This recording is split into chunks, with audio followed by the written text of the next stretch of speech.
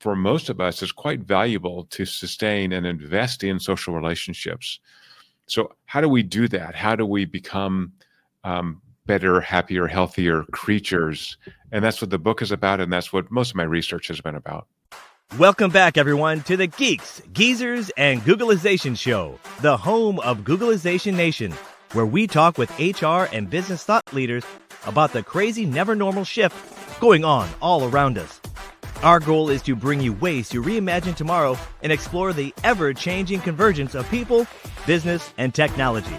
Here is your host, Ira Wolfe. Welcome back, everyone, to Geeks, Geezers, and Googlization, where we hack your assumptions about the future of work, rewire your mindset, and serve it straight up. Why? Because the future doesn't care if you're ready. And if there is one thing that it seems we're not ready for, is happiness. That's why I'm so excited to welcome back today's guest. He isn't here to sell you good vibes. He's here to show you how the happiest people aren't just lucky, they're wired for it. He's a neuroscientist who made love measurable, turned oxytocin into a leadership tool, and just wrote a brand new playbook that will reboot your entire operating system for happiness. I'm talking about Dr. Paul Zak, aka Dr. Love. In his new book, The Little Book of Happiness, Paul argues that happiness isn't a cosmic accident. It's chemistry, it's connection, and yes, it's measurable, with an app that knows when your heart is full even before your brain does. So if you still think happiness is some sort of soft skill fluff or a side effect of success, buckle up. This conversation is sure to rewire how you look at the future and reality. Well, welcome back, Paul. It's been great. Congratulations on the new book. I know last time you were on, we talked about that was in the works, but congratulations, and it's great to see you. Thanks. Great to see you, my friend, Ira. You look great. Yeah, a lot of things going on here. The Little Book of Happiness. We're going to talk about that. I think last time you shared your story about being Dr. Love, and we may bring that up or not. But one is, I've got to tell you, that when I first opened the book, and I'm sure this is pure coincidence, but you know my passion is talking about adaptability. Yeah. And the fact that the first chapter is adaptability, I'm sure that had nothing to do with being alphabetical order. It must have been your influence on me. Must have been. So thank you for that. But we're going to talk about that. But you've identified, we'll get into kind of how you got involved with this. But let's start there. Before we go down the road of the book, let's take a step back. This has been your passion for 20 years, 25 years? 25 years, yeah. I mean, how did measuring happiness, come?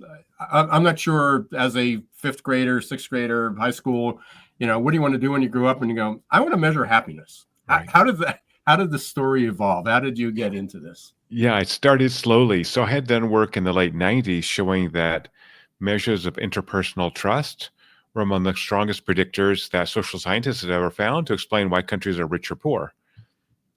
Awesome. And we built a mathematical model where trust comes from, why trust varies across countries. But I would always get this question in seminars. Well, why did two strangers ever trust each other? I go, oh, that's a good question. Yeah. And then, you take a shower and you go, well, I'm full of crap. I don't really know much about trust. I wrote one paper. And so we really began to understand the underlying biological basis for trust and trustworthiness. This led to my discovery is a grand word, but my discovery of the behavioral effects of oxytocin had really been looked at as a hormone associated with reproduction and care for offspring. And we developed a protocol to measure oxytocin release from the human brain acutely and manipulate it pharmacologically. And so that then you lead into, the value of social connection. And from there, it gets to why people ever nice to each other. And so again, this sort of simple answer in evolution is, nature is red in tooth and claw. More stuff is better. I should steal. I should hurt people. But we don't do that. And so we need a deeper explanation, which is we have evolved very special mechanisms neurologically in which, for most of us, it's quite valuable to sustain and invest in social relationships. So how do we do that? How do we become better, happier, healthier creatures? And that's what the book is about, and that's what most of my research has been about. And in your book, you start with going back and talking about Ben Franklin, and his virtues, but you've identified 45, Right. virtues. So let's talk, and we already mentioned number one, which was adaptability. Really interesting. I mean, how did you derive, how did you land at 45? And then, a next step into that, you've identified even a smaller subset that's going to be incredibly valuable, which is what your, talks about your app. Yeah. Sort of once you start ticking off, the factors that oxytocin release produces behaviorally: generosity, charity, trustworthiness, empathy, compassion. So you start going through this list, you go, oh, I'm actually ticking off the virtues, right? I'm slow, but eventually it sunk into my big head, like, oh, actually, so how many of these are associated with neurologic responses? Well, all of them are, of course. Any behavior ultimately comes from the brain. And so the sort of rationale for the book is a recent research out of Oxford University showing about 50% of people's happiness is due to having a rich social network. Great. What does rich mean? That doesn't help me at all, right? I mean, it's that number of phone contacts. And so because we've been doing work on the neuroscience of the virtues, I thought, well, what we're missing is a way to measure richness, and number two, a playbook on how I can increase that. So we, as you know, we launched this app last October called Six, SIX. My research showed that people need 6 well-defined, high-value moments per day to thrive. Passion, this is energy. It's not avoiding stress. Stress is great for you. Right? Chronic stress is bad, but for most stress, it resolves on its own. Mm-hmm. You got to be turned on. You got to be excited. You got to be passionate. You got to be doing things, having adventures. And when people do that, then they're really thriving. So by having a neurologic measure that runs continuously, that learns about you, links to your calendar and location, you start seeing which of those activities give you so much social emotional value. And the social part's important. We find that almost any activity by which you add a person to it or people to it increases its value neurologically. We are social creatures, right? So we off air, we talked about you climbing a mountain and having a great view in Madeira. Doing that alone, awesome, super, could be a really valuable moment for you. But adding in your wife, your best friend, or it's more valuable, right? It just adds that. So we've shown that this neurologic valuation network for social emotional experiences, which I've called immersion, is contagious. If you're having a great time, Ira, I'm having a great time, right? So it's just the way human nature works. So finally, the book is basically a playbook on how to most effectively invest in relationships by leaning into these virtuous behaviors so that you build up that strength of the relationships that you have and maybe form new relationships. And I'm a very boring person because I want to be efficient. I don't want to well, how can I be happier? Well, here's a playbook. Here's just some things you can do. We're not going to go through all 45. We just don't have the time for that. We want people to buy the book and read the book and practice the book. But as we go through this, we talked about adaptability. I don't remember the full list, but I know another A was awe. Being, inspired by something, and certainly being in the top of a mountain and going through the Vatican and our recent trip in almost every location, there was a lot of awe, from that, and being able to share that with somebody, with other people, and my wife and best friend, that's important. But there were some also curious ones in there, like caution. And when you go through the list, it's like, oh yeah, that's a positive, that's a positive, that's a positive, and then caution. Mm-hmm. Why is that a virtue, and how does that help you be happy? Right. So I'm always going to take this from a neurologic perspective, of course. Yep. So we know that many criminals, I've done work with criminal psychopaths, research on them, are impulsive. Now, being spontaneous is great, but that's different than being impulsive, right? Impulsive means I'm just making any kind of crazy decision. So caution means slow down that decision. From a neuroscience perspective, we are attracted to all kinds of, shiny pennies on the ground, Right. but we want to sort of let the brain integrate information into an effective decision. So caution really is giving the brain time to do that. So one of the takeaways from the book is, if any decision is really important, buying a company, getting married, getting divorced, or whatever, sleep on it. Literally during sleep, we consolidate information and it basically puts it in a catalog so it's contextualized. So caution just means slow it down one step. Yeah, if I don't know, a car is racing at you and you got to jump out of the way, no caution, just jump out of the way, right? But Right. if you're going to make a big decision in life, you want to slow down, be a little bit cautious, right? At the same time, spontaneity is one of those virtues, right? So I do also want to be spontaneous to go, hey, yeah, it's raining. This morning I took a walk in the rain. I didn't care. Like, it's raining. It's not raining hard. It's not a storm. Try to walk every morning. I'm going to take my walk in the rain. I don't care. I'm going to get wet. Well, that was just a spontaneous decision. Now, if it's flooding and there's a hurricane, okay, I should use caution, right? So again, we want to balance these factors. Yeah, I mean that's what hit me, because being a student of this, not like you, but just of human behavior and how people interact and what brings them joy, and working in the business environment, it often people tick off a list of positive characteristics and positive attributes, and then when you throw in something like caution, that again, that seems to almost negate it. But we talked a lot about mental flexibility, which is dealing with ambiguity and paradox, and two true, and there can be two opposites or two contradictory truths at the same time. Right. And that's where that seems to fit in. One of the things, the book was also, maybe it's my age or having time on my hand, but I started thinking about things that people, as I was reading your book, that told me. And I've got an ex-spouse that told me. I remember 30 years ago when I decided I was leaving. We talked about this prior to that, leaving dentistry and starting a new profession because I wasn't happy. Said, "You'll never be happy." Ooh. And okay, just from that response, it was, I'll never be happy because I was always changing things. Mm-hmm. And I think there's some, from an outsider, there's some truth in that it would almost look like I was easily distracted, shiny pennies, always doing something new, always trying to fix it. But that aligns with being curious and awed and inspired and motivated and future thinking. And so there's, but I think there's a lot of that going on right now, just in the division within our country, that there's what's wrong with the past.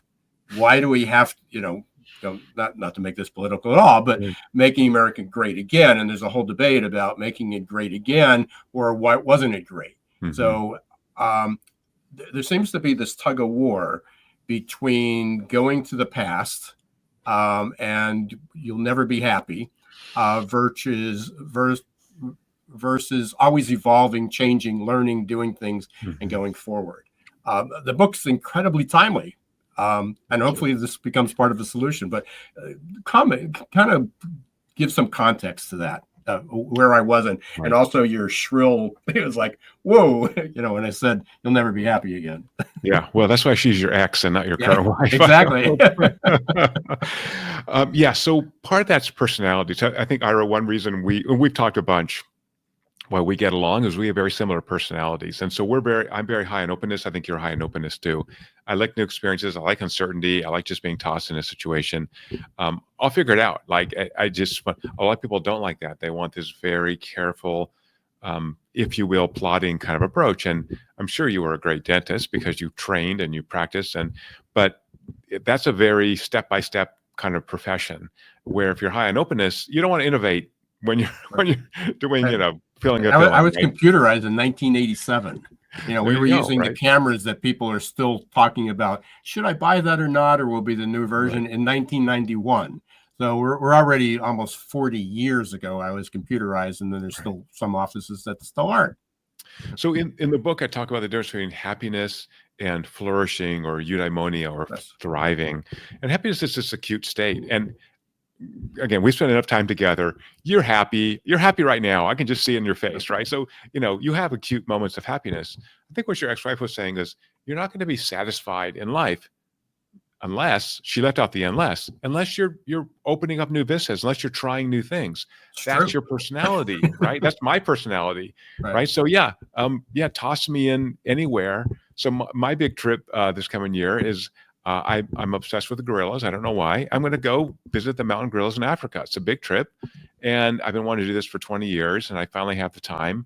And I don't know what's going to happen. It's going to be a tour, right? It's a tour, but I'm going to show up in Uganda. I'm going to have some, a bag with me, and I'm going to go out and hang out with the girls. And my daughter's like, what if they hit you or something? I'm like, oh my gosh, can you imagine the story I have if a gorilla broke my ribs? Like, that'd be awesome. They're not going to kill me. They don't do that with humans, right? I'm like, that was the best story ever. I hope they attack me. It would be awesome, right?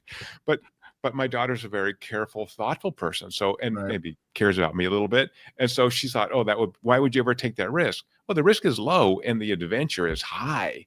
So again, I think different personalities. And so again, for individuals, why am I writing a book about happiness that includes the virtues? Virtues means I'm putting you ahead of me, right? The things that the 7 deadly sins, the selfishness about I'm more important than you, right? But if you're more important to me, I'm investing in those relationships. And so that's essentially what the book is about. How do you invest in relationships so that people want to reciprocate and they build that tie with you? Ira, you're old enough like me. I got gray hair. Isn't it great when you have guy friends that you've known forever? They say they love you to them. Like you get old enough, it's not weird at all. Right.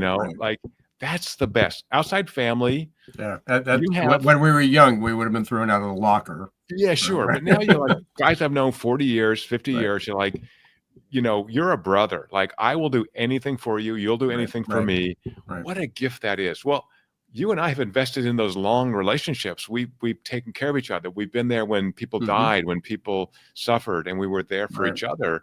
And so that's what the book is about. How do you, step by step, how do you pick some targets to invest a little in relationships? In some ways, this shatters the generational, I won't say it's a myth, but belief is probably more like it, that you worked for 30 or 40 years, and there's still this tension between older workers and younger workers. You work, you gave up luxury, you gave almost put aside a happiness. Like you'll have happiness when you retire. Right.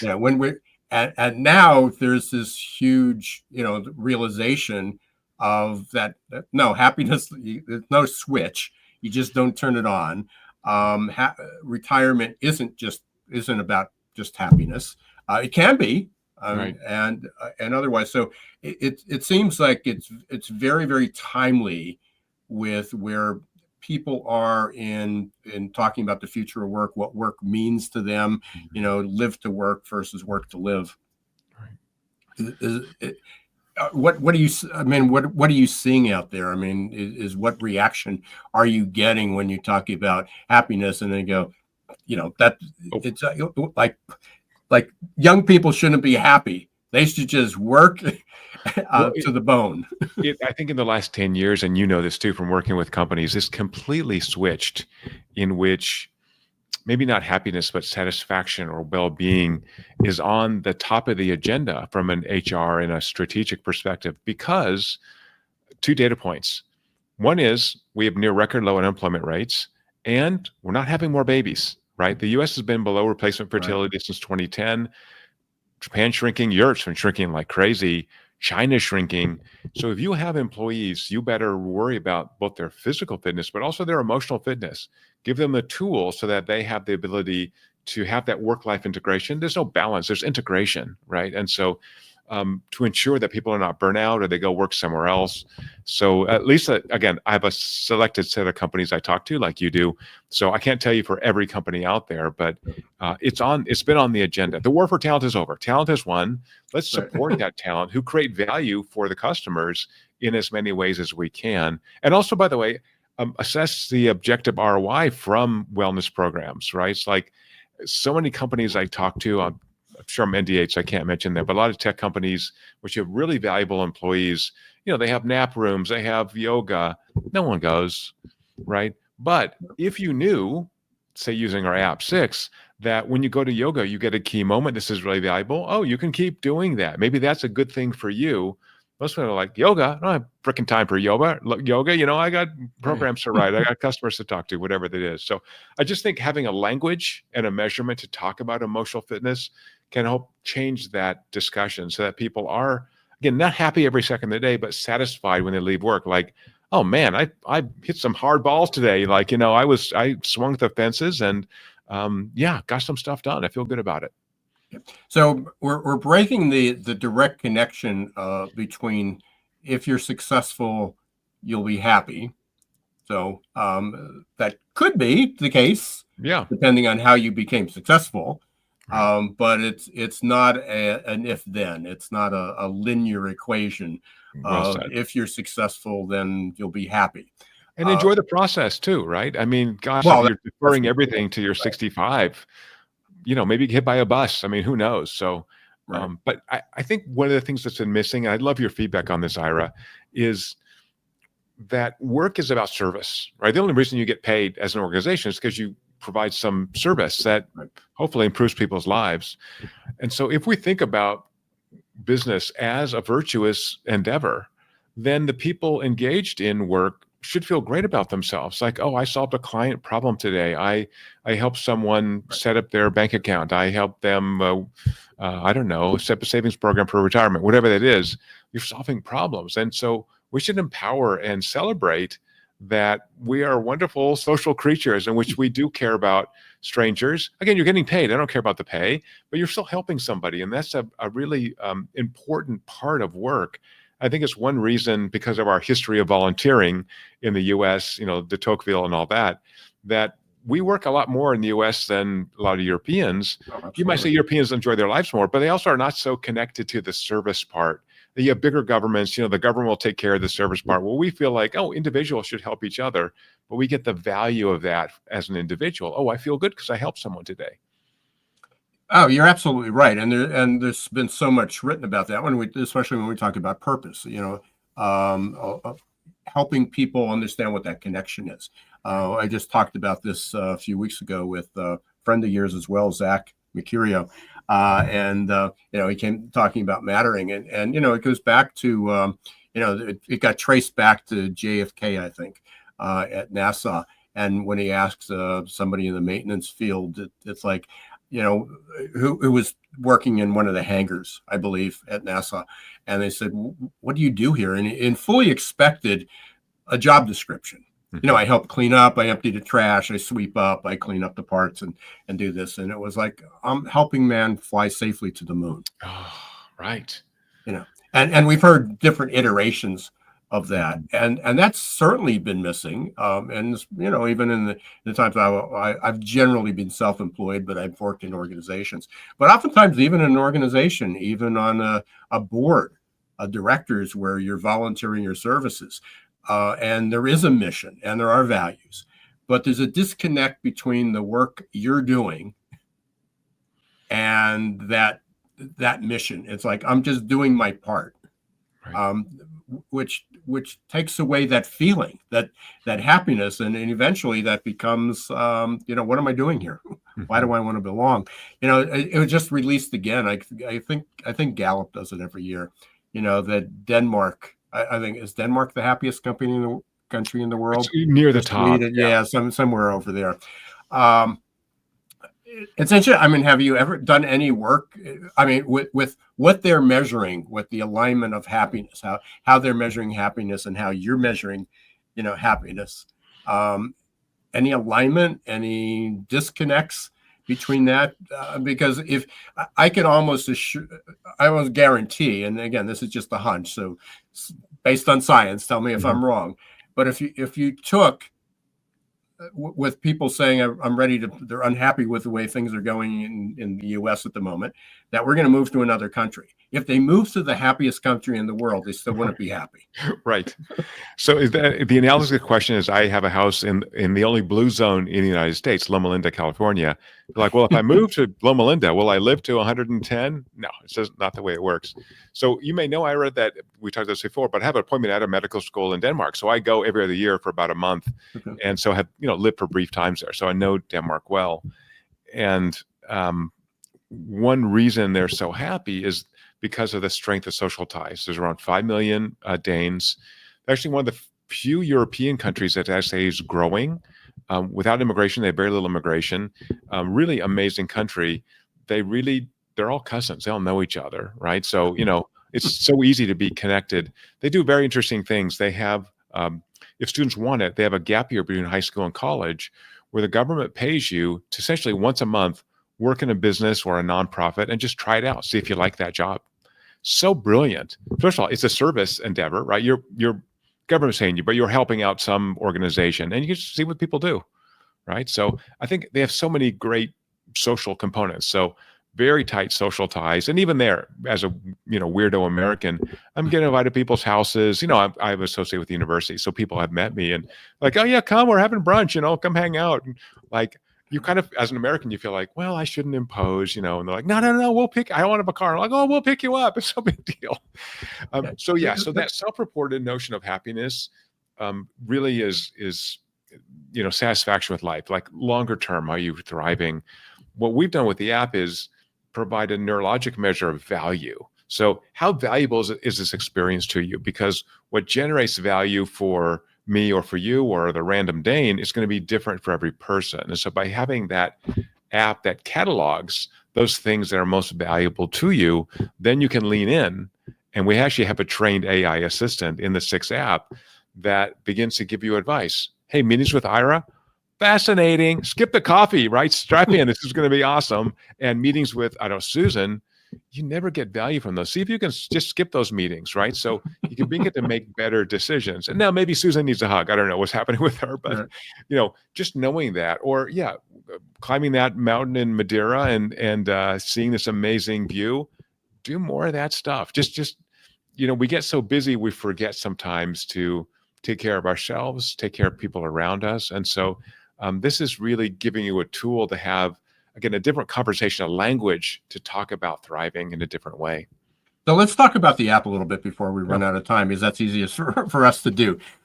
So you identified the 40 in your book, and they're listed and very easy to read, and a little journaling for people who are into that, if they want to choose that path. But you identified these 45 virtues, and we mentioned adaptability was another one. I think humor, spontaneity, curiosity, courage, long list. But it was like, there's no way you're going to be virtuous in all 45. These aren't all for everybody. Right. You narrowed it. You came up with 6. You narrowed it down to not just the 6 best, but choose 6. Am I right? Walk me through how that works. Yeah. So the 6 app, which is measuring the value of your experiences, we've shown that if that value is high enough and lasts long enough, your brain's all in, like it's passionate, like, oh my God, you love this thing so much. And so the app is meant to complement the book so that as you try to get better at these virtues, right? The Greeks called this phronesis, right? It's practical wisdom. You have to practice this thing. You've got to do it. This is like in medical school, right? Or dental school is the same thing. See one, do one, teach one, right? So reading about it, fine. You got to do it. And then actually share with somebody. So I'm doing this new thing. I'm going to try to, so I'm famous for giving people hugs. Like I just hug everybody. If I own a room, start hugging people, everyone starts hugging each other. It becomes contagious. So so the 6 app just builds this catalog for each individual privately so they can see what's most valuable. By the way, they're not always wonderful things. So we have a super user, upstate New York, who's this wonderful retired Jewish lady who I just love because she's a hoot. And she emails me and she goes, oh, I was in a minor car accident and I got a key moment from that. How come? I wasn't good. Important. It was important. Now you don't want to repeat that. She was an older woman backed into her and she wanted to check, do you need an ambulance? Well, yeah, it was important. So the apps are working as advertised. It's identifying those important things. Now you don't want to repeat all those important things, but if you have an important thing that you also enjoy or involve others, keep doing that, right? Your brain is so adaptable. That's your word, Ira. I'm adapting to this environment of social connection. So I know that I'm 63, my purpose is to be a service dog, right? I am blessed to have enough money. I don't care about money very much. I just want to be of service to other people. And to me, after 25 years, to have a free app that people can use to live longer, happier, and healthier lives. I mean, who do you want to be around? A person who's cranky and happy, or someone who's happy and joyful and passionate? Yeah, that's the person you want to be around. So we can get better at that. Even weirdos like you and me. Yeah. So yeah, it's so interesting because, and I guess there's probably some limit to where you can do this, but again, one of my approaches over the last few years has been kind of minimizing the interactions with the toxic people who were in my life. Right. From friends, which are sort of easy to cut out, but some family. Which becomes difficult and which goes against, but family's family, and you're always there. But that doesn't help your happiness, your physical health, your emotional health, your mental health, and there. So there's a lot of beliefs out there that seem to hurt our happiness, I guess, or limit our happiness. It is measurable. I think of, so congratulations on that. I've tried to do the same thing. I think of this as putting on your oxygen mask when the plane repressurizes. Great you example. Can't help anybody else if you are damaged yourself, right? So Right. If you can build up your emotional fitness, you can be of service to the people who depend on you, who need you. And I'm with you. I think, if you have people who are pathological around you, because our emotional states are contagious, they're just going to bring you down. So people are anxious or neurotic. Again, sorry for them, but it's not your business to have to fix all those people. But they're good at it. They're good at making it everybody else's business. Yeah, and you can say no. I'm also trying to be in my life simplify so I can be a service dog, and so I'm trying to be very Buddhist. Like I've tried to get rid of almost all my stuff. I live by the beach now. I have a simple life. I don't have a lot of stuff. I give away almost everything I can. I don't want it. I went from 2 cars to 1. I just drive a used car now. I don't want to have fancy stuff. I want to be in the present moment and be available to people, to serve them, to people who love me and maybe people I meet for the first time. Definitely a need for that. There is no question. So going back to the app. So and again, help people, because if I misunderstood it in a way than other people, you go through the book. It's not a matter of, okay, here's the 6. These are the 6 virtues that resonate with me, so I'm going to focus on these. That's not the way it was designed. No, it wasn't. Yeah, it's sort of like this. And again, many people are familiar. I wouldn't say most, but many people are familiar with tools like Strength Finders, or something like DISC or Myers-Briggs, and it's like, oh yeah, that's me, and that's who I am. Right. That's not what this is about. And the app helps you identify the virtues that make you happy, or the interactions or the moments that the experiences. Right. Exactly. Right. Okay. And again, if you can lean into those virtues, you are more likely to have one of these high value moments, right? When you, help the, I like that, high value moments. Yeah. And you said that a couple times, but that's right. That really resonates. Yeah. When you have children, when you're a guy, before you have children, they're invisible. And then now I see a lady, with a baby and a stroller. I'm like, oh, I'll help you. Like, let me push the stroller, like it's just good human behavior. Right. I don't need to get anything out of it. I don't need to thank you. I've saved a couple of kids at the bottom of pools because I like to swim, and I see a kid, the mom doesn't pay attention, the kid's in the deep end. Of course, I'm going to save the kid. I don't need a thank you. It's not, I'm not doing it for credit. I'm doing it because it is what human beings do who are caring, who are service dogs. So from the app, it is free. It is free. Everybody to know that. They can download it from, and we'll put a link into it in the show notes, but they can access it from your website, I assume.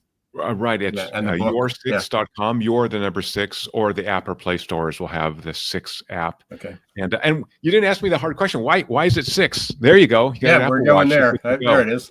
Yeah, you got it running. It's on. All right. We're going to see.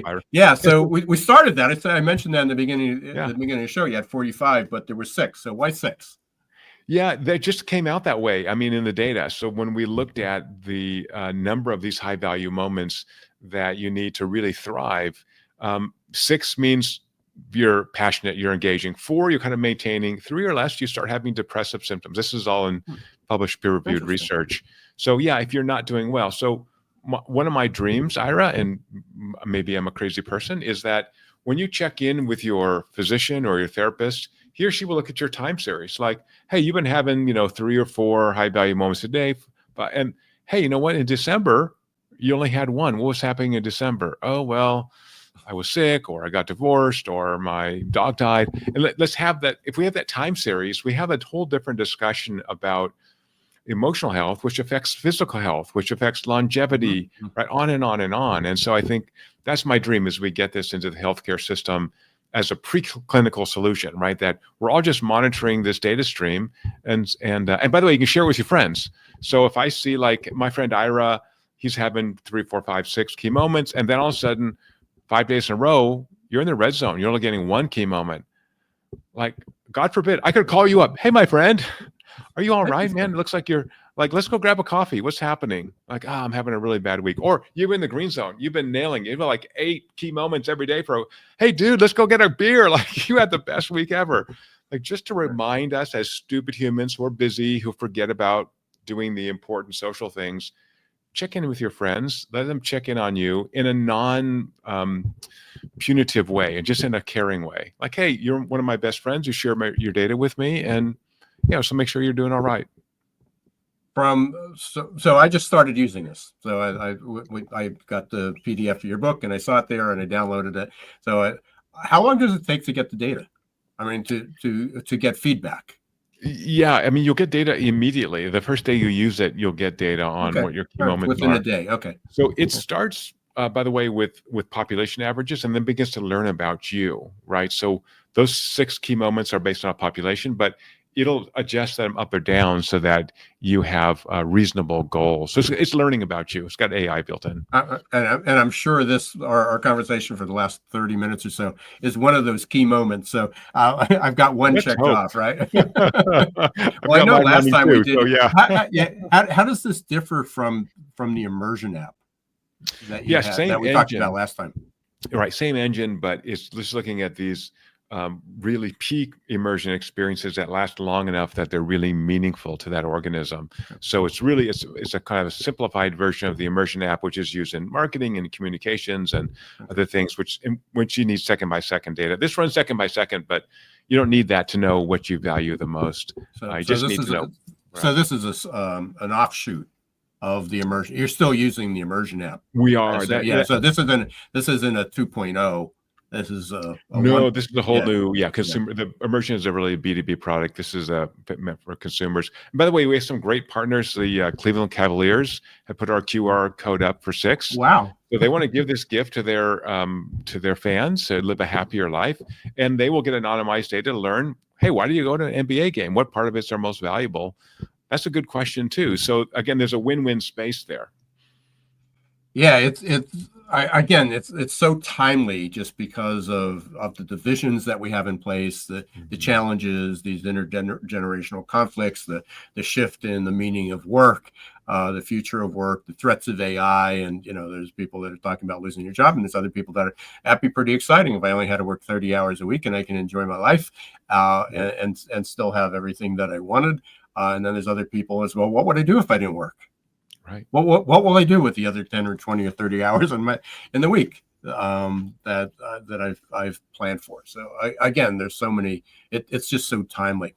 What you mentioned before, and it was on my list. So we talked about the 6 things I didn't ask. But what is something? Because we got to wrap up here soon. What is something that you wanted? Another thing that you wished that I would have asked but didn't? That's important to get out.